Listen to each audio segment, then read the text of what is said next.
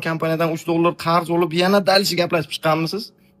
Yoshlar aytishi mumkin, u paytlar bez limitni men unutmaganman. U paytlar bez limitni faqat otamni ish buyurishlari bilan onamni qarg'ishlari bor-da. Kuchuk bacha og'zingdan qon gezma. Bizani davrimizga bir qizni quchoqlab o'psa, u qizni badnom qilib qo'ydim. Endi unga uylanishim kerak degan bir vijdonimiz qiynalib bir nimalar bo'lib yuraydik-da. U kun qarasam, Astanovga ikkita qiz o'pishopti. Borib, nima qilyapsizlar, desam agar ko'rmayapsizmi, yigitim bilan o'pishopman deydi.